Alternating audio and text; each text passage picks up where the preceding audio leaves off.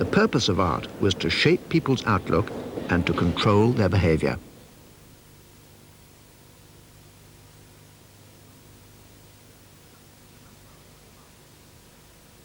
The Nazis were masters at inventing stereotypes and art forms which replaced genuine artistic and personal experience. They removed the individual's desire to question and to probe.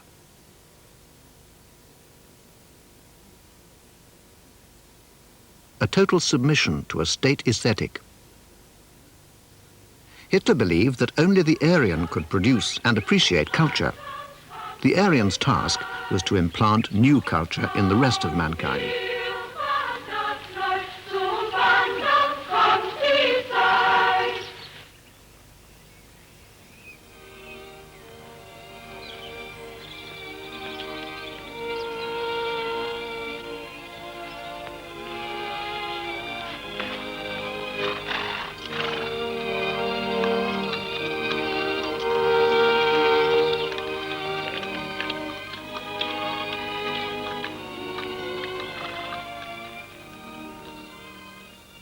This Aryan art was meant to abolish class distinction and bind the nation together with common dreams and shared ideas.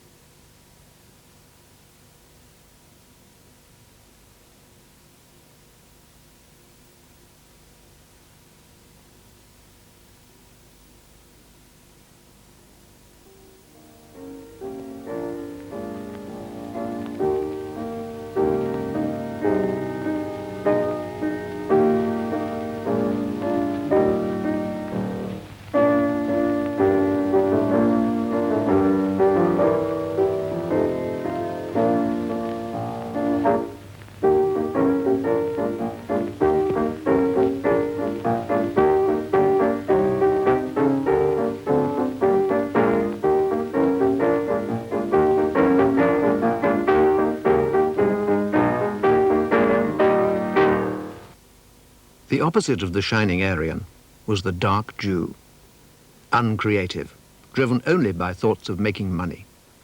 The Jew was the arch-enemy of culture, the parasite, devoid of any idealism, the man without cultural roots.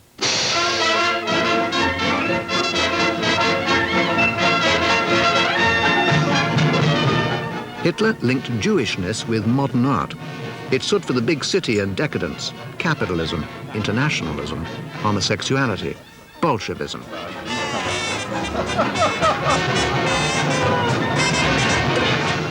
The function of art, in Hitler's own words, was to create images which represented God's creatures, not miscarriages between man and monkey. Statements like this one illustrate how art, too, was mobilized to decide who had the right to live and who had to die. In true German art, there was no room for the woman represented as a femme fatale, as she-devil or whore. In the eyes of the Nazis, modern art was the betrayal of national values by decadent artists and greedy international art dealers. In the feature film Venus on Trial, which ridicules the art establishment, a young Nazi sculptor has to prove that his work is not an antique, but his own. Wie zart ist dieser Busen gemeißelt. Wie wahrhaft gekonnt der Halsansatz. Oh, und der vollendete Schwung der Hüften. Das Werk eines großen Könners, das muss gesagt werden. Auch wenn wir heute eine ganz andere und viel geistvollere Auffassung von der Kunst haben. Abschließend erkläre ich, der Angeklagte ist ein weit unter dem Durchschnitt stehender Bildhauer. Ich als Kunstsachverständiger empfinde die Annahme, er könne der Schöpfer dieser Statue sein, einfach als absurd. Der Stein, aus dem sie gemacht ist, ist uralt. Und dass die Zerstörungen an der Figur von meiner Hand stammen, das konnten sie weder ahnen noch feststellen. Und warum sind denn die Herren Sachverständigen überhaupt nicht auf eine solche Idee gekommen? Weil so eine Figur in der Gegenwart gar nicht entstanden sein kann. In der Gegenwart entstehen andere Kunstwerke. Ein moderner Künstler würde eine Frau doch nicht so darstellen. So hat man die Frauen doch schon vor ein paar tausend Jahren gemacht. Wo bliebe denn da die neue Kunst, die zeitgemäße Einstellung? Heute verherrlicht man nicht mehr den schönen Körper, sondern den hässlichen. Man geht neue Wege in der Kunst, wenn man eine Frau als Gorillaweibchen darstellt. Das ist modern, das ist geistvoll, das bringt einen Namen und vor allen Dingen Geld. The Nazis also took good care to link modern art with the exploitation of the poor. Germany had just come out of the most horrendous inflation in its history. With unemployment topping 6 million, hardship in the cities was extraordinary. It was an easy task to represent the city as sterile and chaotic. The country was a wholesome and fertile paradise, which appealed to those living in the dingy courtyards of the city with no prospect of work and without hope. Such's doch noch einmal beim Arbeitsamt. Ich kann überhaupt nicht mehr.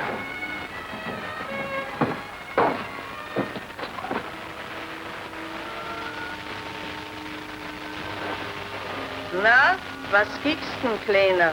Kiekst wohl nach die Sonne? Sonne gibt's hier nicht.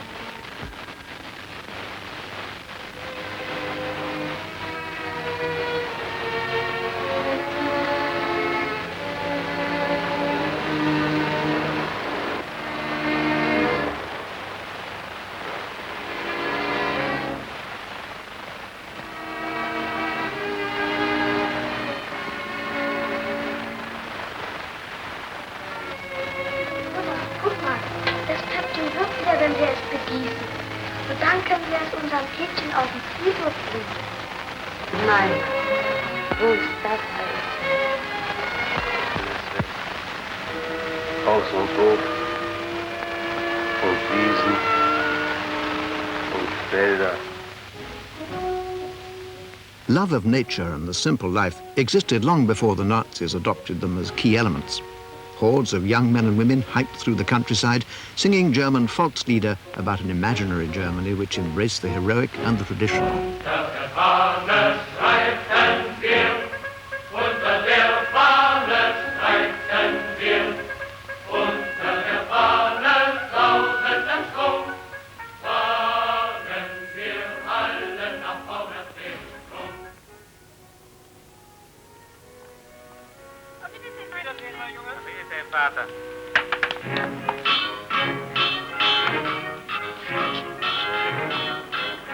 To a nature-loving and for the most part provincial people who longed for the good old days, modern art, modern architecture and the byproducts of decadent city life were disturbing.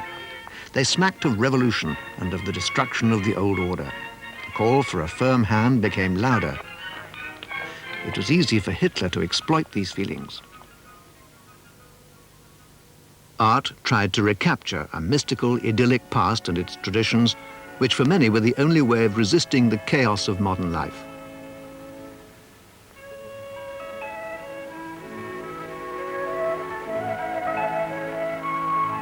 Everything that smacked of Nordic or Germanic origin was dragged out and used in the rewriting of history. The Nibelungen, the Holy Wars, the Reformation, Dürer and Holbein. Everything was designed to lend authority to the new system and give it an eternal and spurious history. Old customs and old songs were taken out of context and readjusted to promote the dream of an idealized Germany. New German art was seen as a great renaissance, and the man responsible for it was the new Messiah, Adolf Hitler. Sie leben heute als Künstler in einer großen und glücklichen Zeit. Sie sehen über sich einen Mann als Führer von Volk und Staat, der zur gleichen Zeit auch ihr mächtigster und verständnisvollster Beschützer ist. Er liebt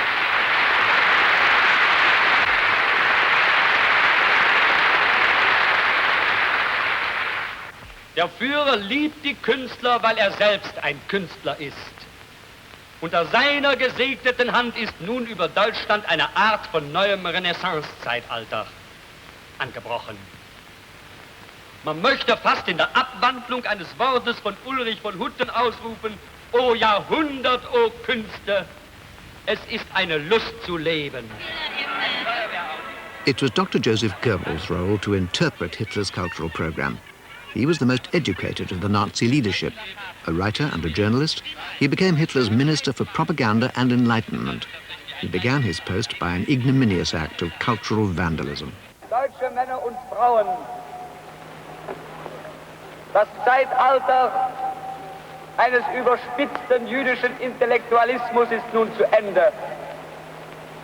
Unser Durchbruch der deutschen Revolution hat auf dem deutschen Weg wieder die Gasse freigemacht.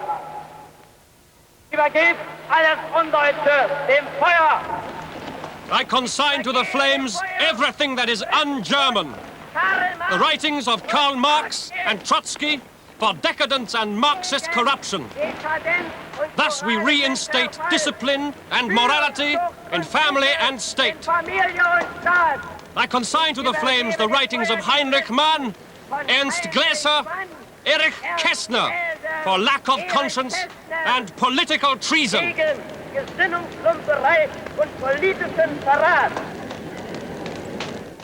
The Nazis lost no time in cleansing the German arts. The list of people who were deprived of their jobs and had to leave fills pages. A few names stand for many others. The musicians Arnold Schoenberg, Hans Eisler, Kurt Weill, Bruno Walter, Otto Klemperer, Fritz Busch, Arthur Schnabel all went. The writers Thomas Mann, Bertolt Brecht, Stefan Zweig, Franz Werfel. The German theatre lost Leopold Jessner, Max Reinhardt, Erwin Piscator, Elizabeth Bergner, Peter Lorre. The cinema, Billy Wilder and Fritz Lang. Pictures by Max Beckmann, Paul Klee, Otto Dix, Max Ernst, Wassily Kandinsky were removed from museums. The impoverishment of German cultural life was staggering. Having got rid of the opposition, the Nazis began their seduction.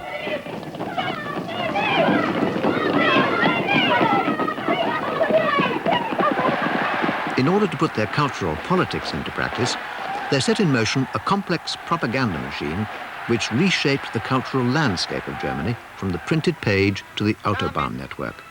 Sind die Toten des großen Krieges geehrt und den Lebenden unseres Volkes ist wieder die Sicherheit der nationalen Zukunft gewährleistet. Im Zeichen dieser historischen Stunde verneigen wir uns vor der Größe unseres gemeinsamen Vaterlandes. Es lebe der Führer!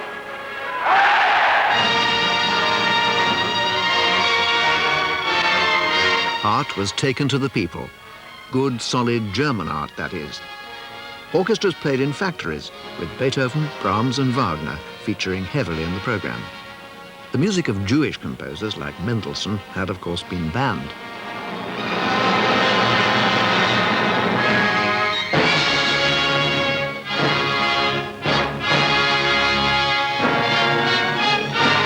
Teutonic values were not only stressed in the music, the listener too was the hearty, honest German type.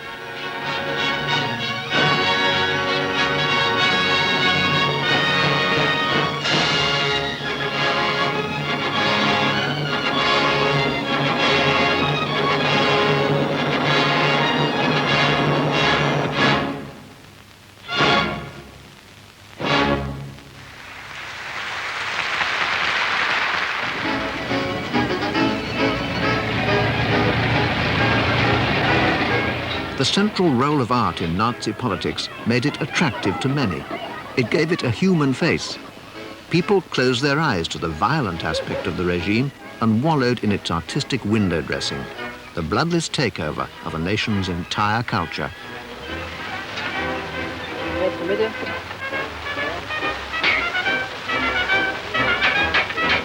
Small towns without a theatre suddenly saw actors, many in jackboots, erecting a stage in the main square. Theatre was no longer for an intellectual elite, it was for everyone. No one should, or could, opt out.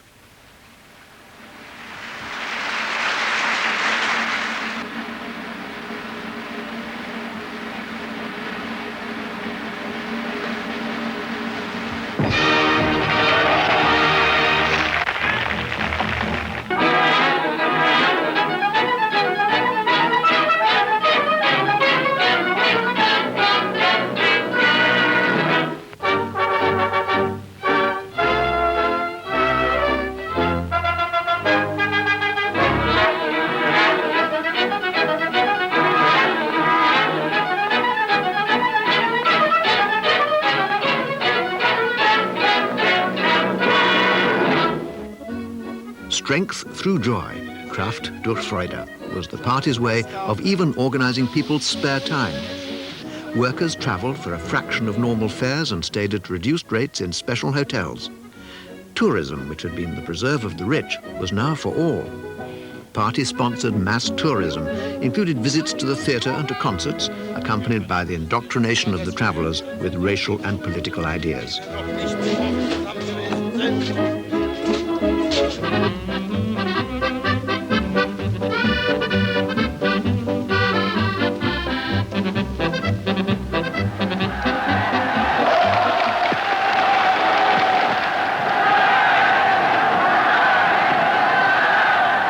Nazi culture appealed to popular taste and prejudice and could therefore count on solid support.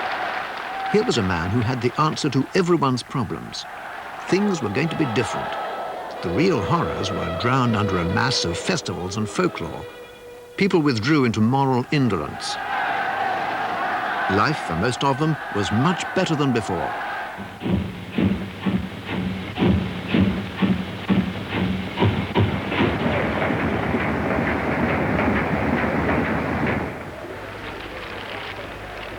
Having organized people's spare time, the Nazis also set about improving their working and living conditions.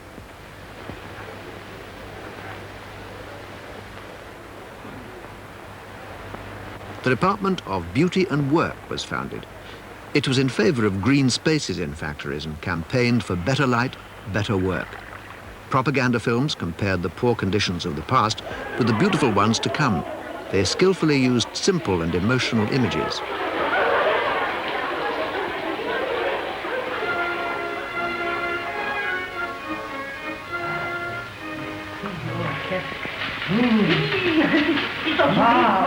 Through cultural changes, Hitler wanted to create the new man. He rarely promised a higher living standard, but a better way of life, a life filled with deeper meaning.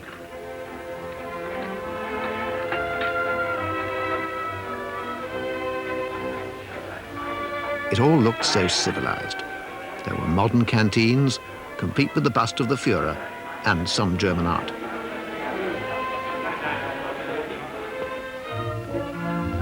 In the guise of social improvements, the government set about controlling people's tastes and attitudes. They were to run along the same lines as the arts: simplicity, traditional values, a design for the people. Zweckmäßig und schön ist die Einteilung der Wohnräume. Ebenso zweckmäßig und schön die Einrichtung. The new homes are functional and beautiful. Their furniture, too, is functional and beautiful. Designs by the Ministry of Housing that everyone can afford.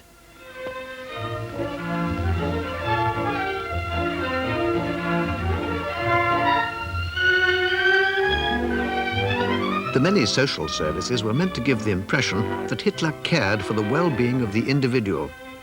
They suggested the right porcelain, the right wallpaper, and the right spirit.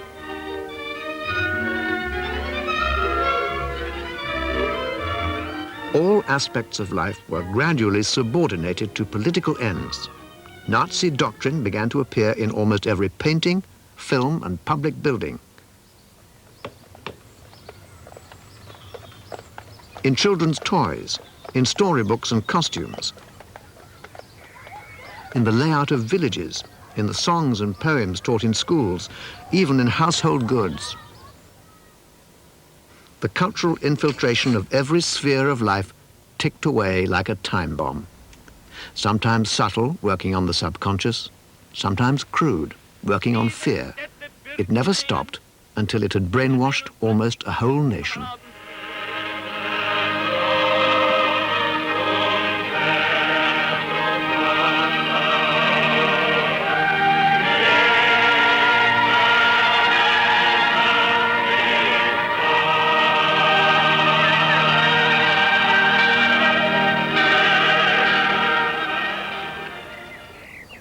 At the center of these cultural activities stood the healthy and clean Aryan.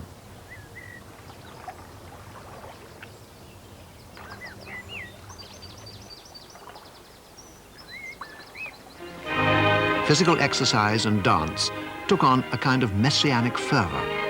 Here as elsewhere, the individual was absorbed into the group. Folk dances were Hitler's answers to the nightclubs of the city. Musical comedies with their giant staircase became the model for the orchestration of mass meetings. They helped to realize the Nazi dream of turning Germany into a dancing, exercising, and marching nation.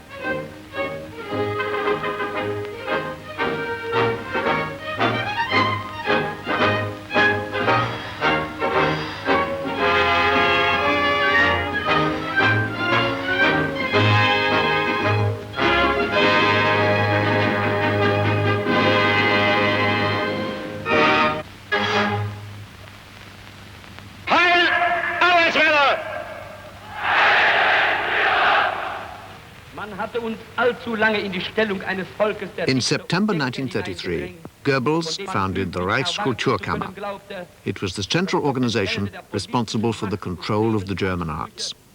With nearly all cultural activity under his control, Goebbels became the second most important man in the land.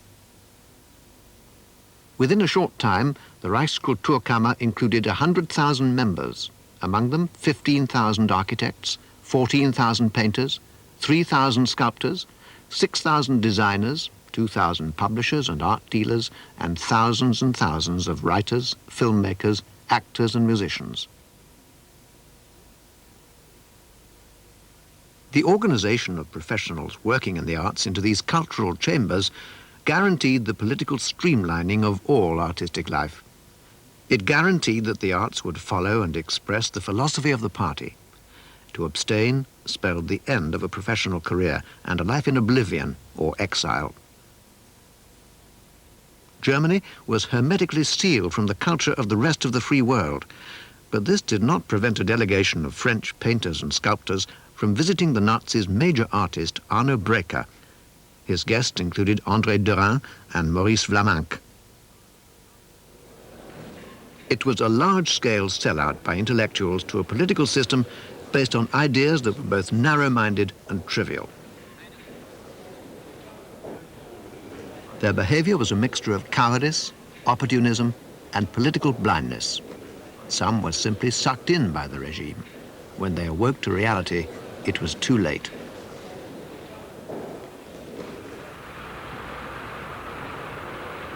Hitler had always been in love with Munich, and his mistrust of Prussian intellectualism made him shift the art scene from Berlin to a more conservative city. Hitler saw himself as the successor of King Ludwig of Bavaria, who in the 19th century had made Munich into a cultural capital. Mir schiebt nun der Gedanke vor, im Einvernehmen mit dem Führer, München wiederum für seine Kunst ein wirklich würdiges, großes, neues Kunstausstellungsgebäude zu geben. Ich bin sicher, dass sich die Stadt München mit aller Kraft dafür einsetzen wird, ein neues Kunstausstellungsgebäude so bald wie möglich wieder erstehen zu lassen. Ich werde nun unserem Führer Bericht erstatten von unserer ersten Sitzung und vor allen Dingen wird der vom Führer ausersehene Baumeister, unser Herr Professor Trost, sich an die Arbeit machen, um einen der Kunststadt München würdigen Entwurf für das neue Heim der deutschen Kunst zu gestalten. Ich danke Ihnen, meine Herren. Herr Hitler. Herr Hitler. Das war die Geburtsstunde des Hauses für deutsche Kunst. And so was born the House of German Art. If Hitler saw himself as the Bavarian king, Paul Ludwig Trost considered himself the new Cleanser, King Ludwig's great court architect. Trost, a distinguished Munich architect, was commissioned to build the party's first official buildings on the Königsplatz, as well as the House of German Art. Trost's neoclassical style was typical of the new architecture which aimed at permanence and tradition. Ein Haus der deutschen Kunst soll erstehen. Junge Deutschland baut seiner Kunst sein eigen Haus. Wenn es aber diesen Bau der deutschen Kunst der Stadt München gibt, bekennt es sich zum Geiste desjenigen, der einst als bayerischer König diese Stadt zu einer Heimstätte der deutschen Kunst erhob. Wenn ich heute in stolzem Glück mithelfen kann, diesen Grundstein zu legen, dann hoffe ich damit, dieser Stadt und dem Lande den Weg zu weisen in die Zukunft. Der Stein ist gelegt. What the newsreel tactfully censored was that the hammer broke. Not a good omen for the future of German art. 1 year later, Hitler's favorite architect had finished the temple of new German art in the bombastic, neoclassical style the Nazis preferred, and the whole government showed up to open it with pomp and Nazi circumstance.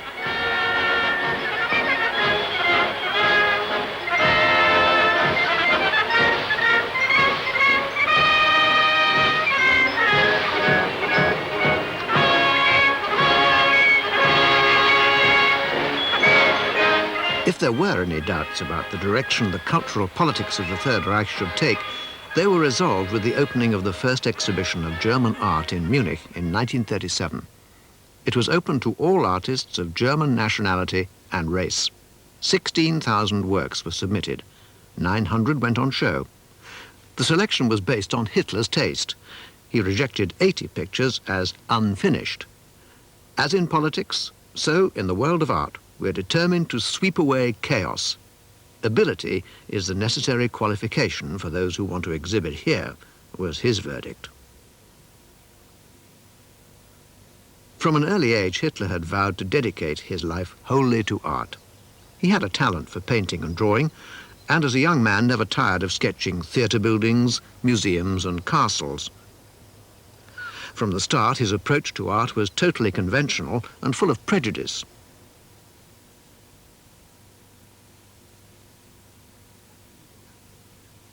His pictures lacked originality, but he was a competent copier and pasticheur. He revelled in the neoclassical facades of Vienna and continually drew architectural subjects. Despite frequent praise, Hitler decreed in 1937 that no one should write about his paintings and forbade any exhibitions and sales abroad. He probably realized that the quality of his art was incompatible with the vision he had of himself as the great artist-statesman. Hitler also drew tanks, battleships, and stage sets. He designed Nazi flags, the masthead of the party newspaper. He also boasted that everything which made the Mercedes beautiful was based on his ideas, and that the Volkswagen Beetle was his design. Furniture and cutlery for the Reichschancellery were also designed by him. The official exhibitions of German art reflected Hitler's taste. They were supposed to be the mirror of the new nation and its new values. It was basically a reworking of old-fashioned types and techniques. Straightforward realistic subject paintings were easily overlaid with propaganda messages. They were easily readable and universally understood. They were also popular.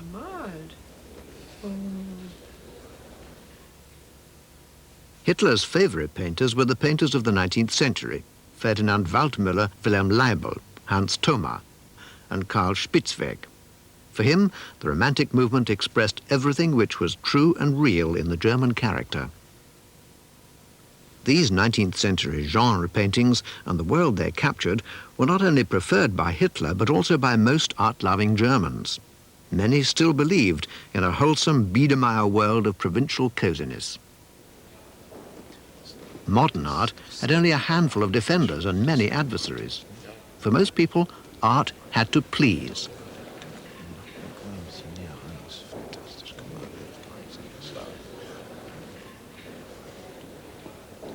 The Nazis didn't invent a style, they just occupied those which existed.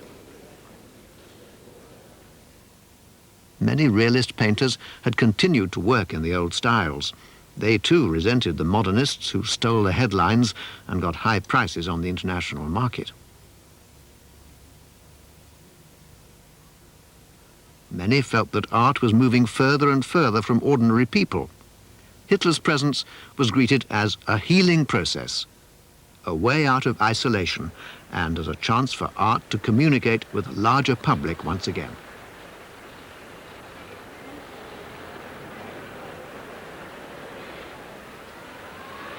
The making of art was as important as the diffusion of it. Art was regularly reproduced in books, magazines, and in cinema newsreels. The official arts magazine, Art in the Third Reich, whose cover combined the Nazi insignia with the head of Athena, spelt luxury and trustworthiness. It exclusively reviewed the works of artists featured in official German exhibitions.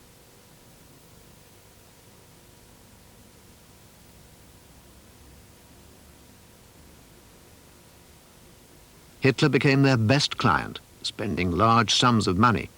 In 1941, he bought nearly 2,000 works, which he then distributed throughout ministries and public buildings. The label, purchased by the Führer, was highly prized.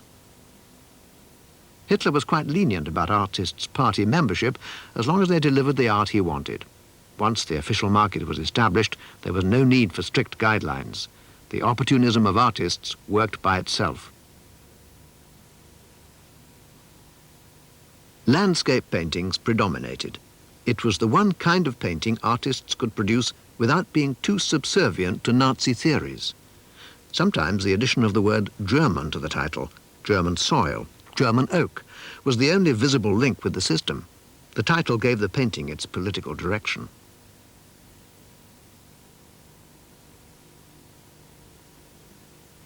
But nature was not only a peaceful antidote to city life. It was also the arena in which the strongest could dominate the weak, in which the elements ruled, and where animals themselves shared in life-giving forces. The eagle, the lion, and the bull were therefore frequent subjects. Images of the countryside promoted peasant life as wholesome and strong, with its pious bonds of family, native soil, and blood. And the expression of a generalized racial type naturally discouraged any feeling of individuality.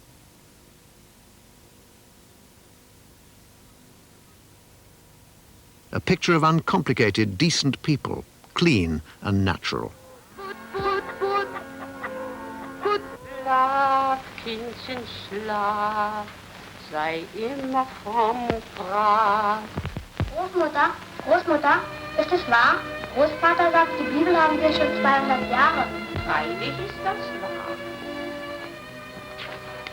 Da steht's doch, 1746. Aber wir selber sitzen schon über 300 Jahre hier auf der Scholle. 300 Jahre, das ist aber viel. 500 müssten es werden. 1000!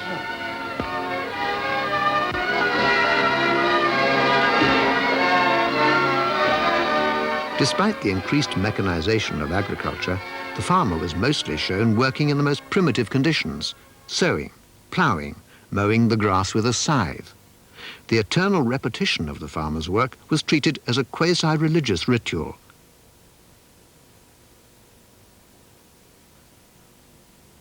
All work was done by strong arms, tough bodies. The problems of modern industrial society didn't exist. It was a world ennobled by hammers and muscles, not a world of sweat and exhaustion.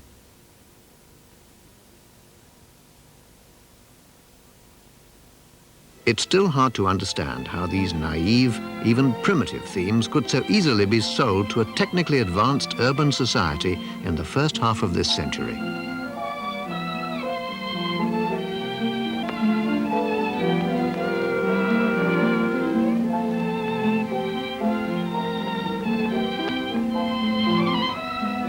Die großartige Einrichtung der Erntehilfe sorgt durch den Soforteinsatz aller verfügbaren Help with the harvest is a magnificent innovation. It mobilizes all available young men. In this way, these comrades in work learn about their country. The Silesian works in Bavaria, the Berliner in the Rhineland. Thus, the day of work helps to forge the nation together. There were some industrial paintings, but the worker was often omitted or so small that it became just a prop.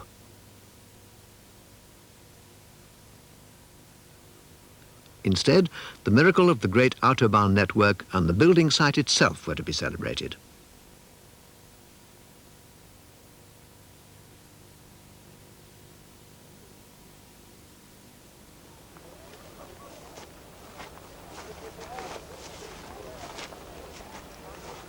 Where the worker is seen, he is a hero with tools.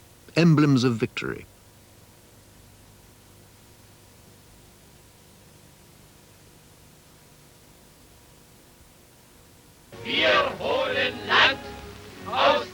We conquer land from the sea.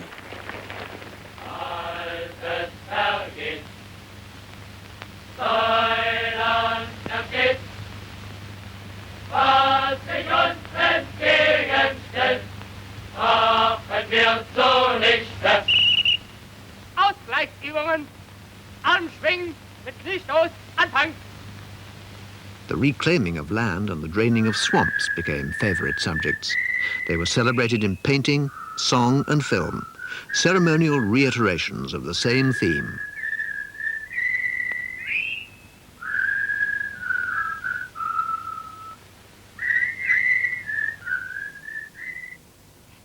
National Socialism considers the family the cornerstone of the state. The family that is not just parents and children, but is everything which has spiritual value in the nation. The farmer and his family were seen as the nucleus of the nation. Father and mother, the pillars of the family, preferably with several children, happy, in harmony, fertile, and in tune with nature.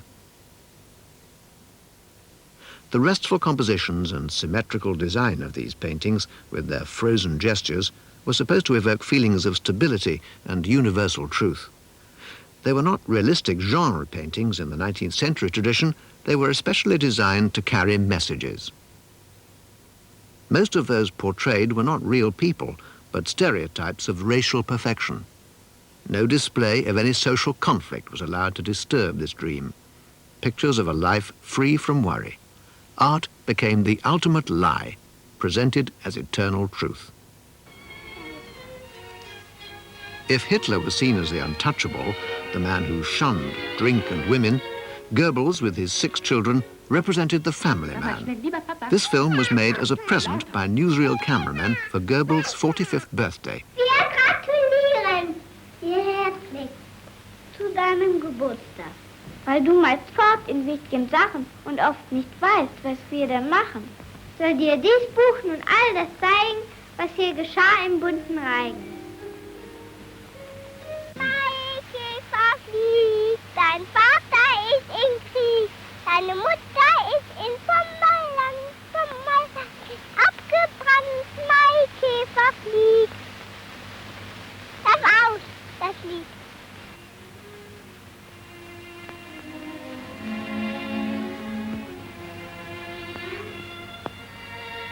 Portraits of the party bosses were popular. Of course, Mrs. Goebbels had to be seen in a ladylike pose.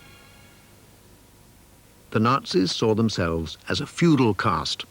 Their increasing wealth allowed them to imitate the lifestyle of the upper middle classes, with their own large villas and country estates.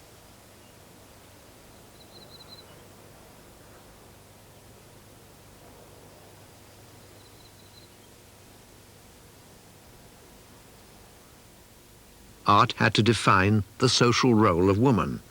The female equivalent of the role of the hero was the woman as the safekeeper of life, an object to be admired, to be fertilized.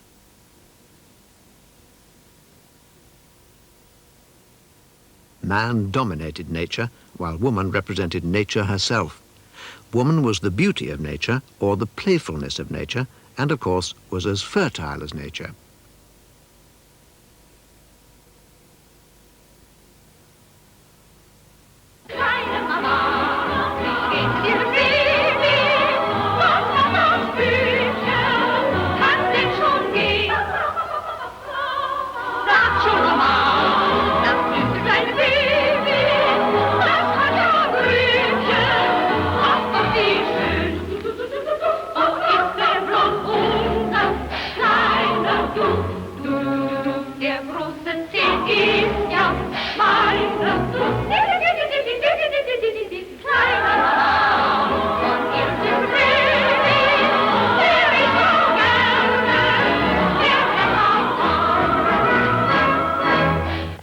If most male images showed little individuality, the representation of woman was even more stereotyped.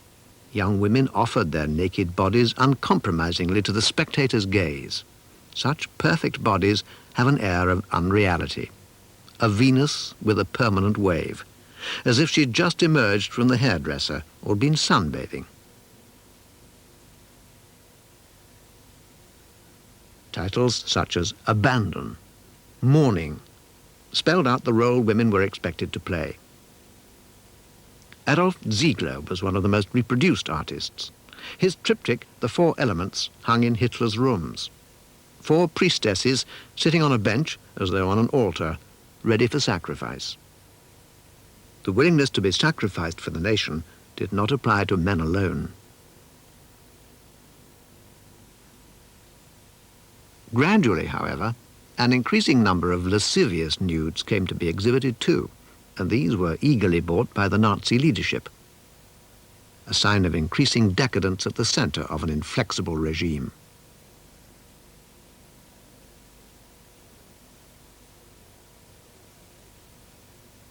Die deutsche Kunst ist im Begriff, sich zu einer wirklichen Darstellung leidenschaftlich bewegter Weltanschauung emporzuheben.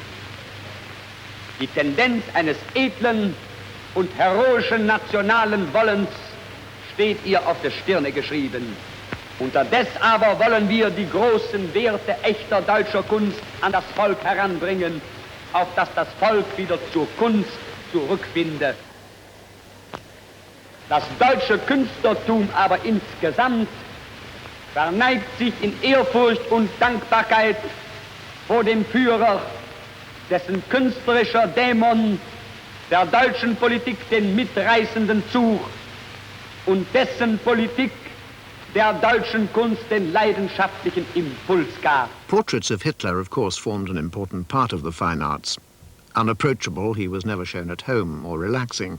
He was seldom painted with other people. The full-length figure symbolized his divine role. A seated portrait would have looked too relaxed and familiar unless it were formal and enthroned. Hitler, the icy statesman, the artist, commander-in-chief of the army, always authoritative, sometimes pensive, gazing into the distance. Hitler in the pose of the victor, the map of the world at his feet, the bunker in the background. All these made wonderful postcards. They were sold by the million. Except for the obvious party portraits, there were relatively few overt political subjects. Paul Matthias Padua's painting, The Führer Speaks, is in the tradition of the genre paintings of the 19th century. If you remove the Hitler portrait, the radio and the fascist newspaper, it could hang in any museum.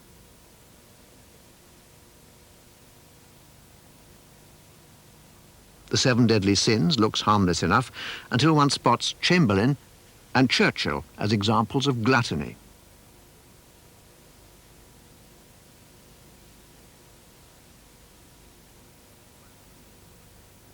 While cartoonists and filmmakers indulged in orgies of anti-Semitism, we find very few traces of it in the fine arts.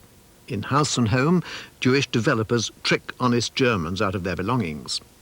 But on the whole, art was to concentrate on the good, and the good had to be beautiful, and consequently there was no place for the Jew in it. He would have debased German art by his presence alone.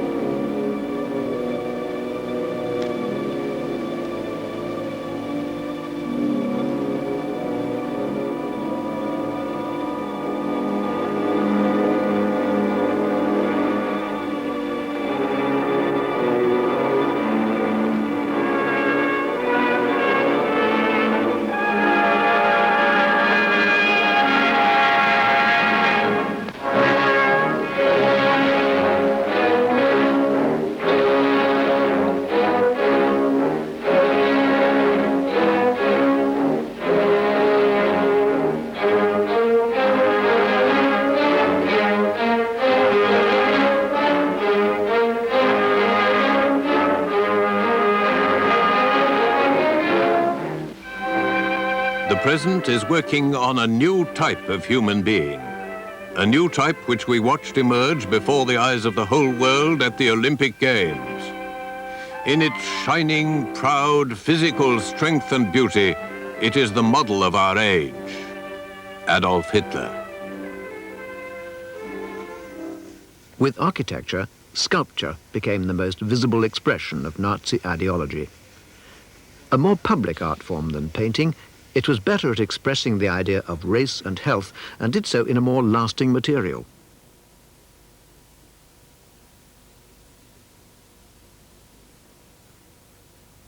These self-conscious sculptures played on feelings of eternity and of tradition. They were modelled on antiquity. Messengers from a perfect world, they defined the image of the new German race, Nordic equivalents of the Greek gods. In these pin-ups, the private world of muscle magazines was put on public display. In edlem Anstand reitet der Jüngling auf seinem amphibischen Pferd. The young man rides with dignity on his watery steed.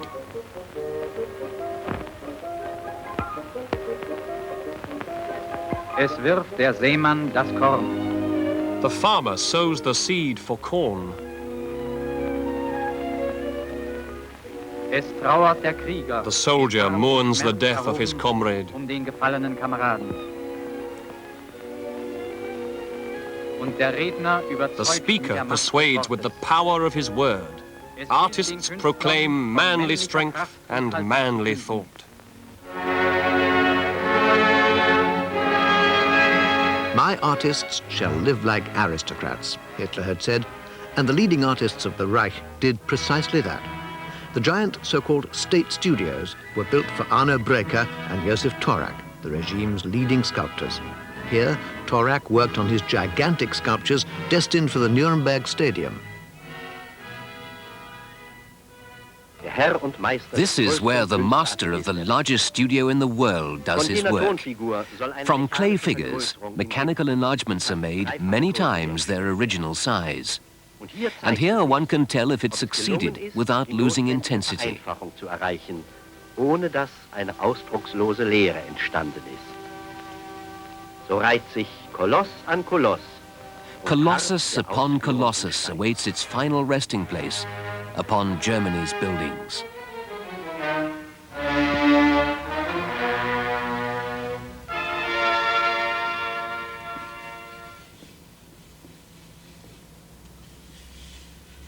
Arno Breker was the regime's most popular sculptor. His work adorned the major party buildings. He was an artist of undoubted ability, a follower of Rodin and Mayol. Under the influence of the Nazi aesthetic, he abandoned the sensitive surfaces and individual expression of his earlier portraits and developed a declamatory, bombastic style. His particular contribution to the orchestration of power was to give a refined expression to brute force.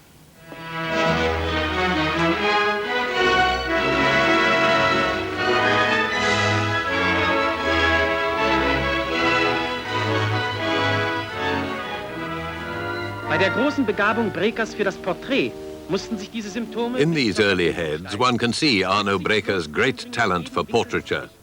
They reflect a deep sympathy for his sitters. They are full of feeling. Alles Individuelle ist mit unbeirrbarer Treffsicherheit festgehalten.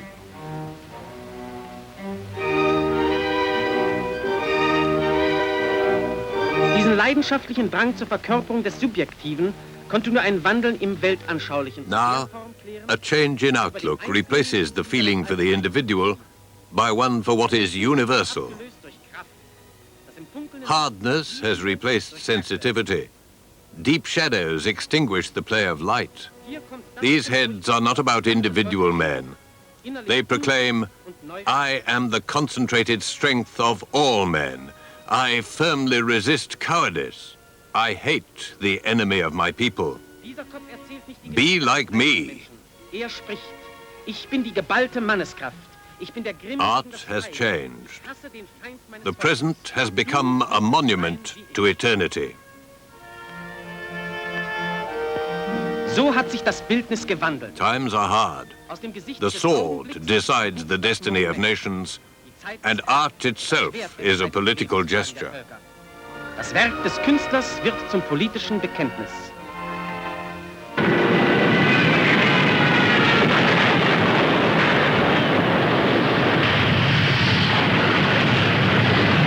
The war absorbed most of the country's vitality. It never curtailed the regime's manipulation of people through the fine arts. The popularity of the official annual exhibition did not diminish either and attracted up to 1 million visitors. Das festliche Haus der deutschen Kunst wirkt auch im 4. Kriegsjahr die Schöpfungen führender deutscher Maler und Bildhauer. Even in the war, the House of German Art opens its doors. The whole country takes part in this act of creation. Young and old, people in all walks of life find the art which speaks to their heart. Junge und alte Menschen aus allen Schichten eilen sie herbei. Jeder findet ein Werk, das zu seinem Herzen spricht. Reichsminister Dr. Goebbels sagte in seiner Dr. Goebbels said that the making of culture in wartime is a sign of our undiminished strength and security. Art is the eternal and unchanging expression of our national will. Als der ewige und unveränderliche Ausdruck unseres völkischen Lebens. Despite the fact that art was forced on a large number of people, no new art emerged. There was no Renaissance. Most paintings, architecture and films were pitifully mediocre. Every proclamation, every building, everything told the same story. The real art was done by those Germans who'd bravely turned their backs on a regime which betrayed humanity and civilization. Some hoped that the war would generate a new kind of painting.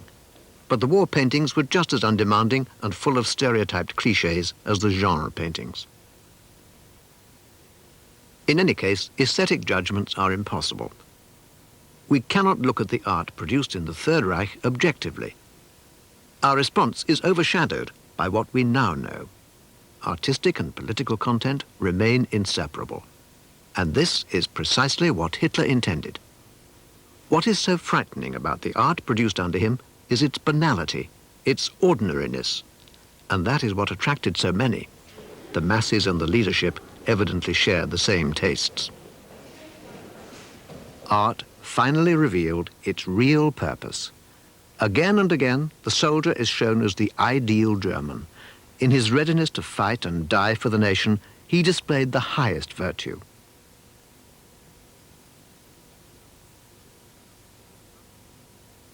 The suffering of war or even death was only rarely portrayed.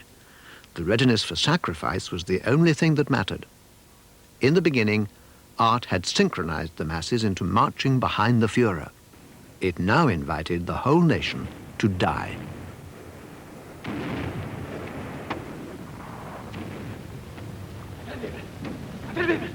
Ja, was los? Hören Sie! Das ist ja... Hier spielt jemand. Ja, das Schwarzkopf. Los, folgen! A group of soldiers are lost behind enemy lines. They're saved by one of their own.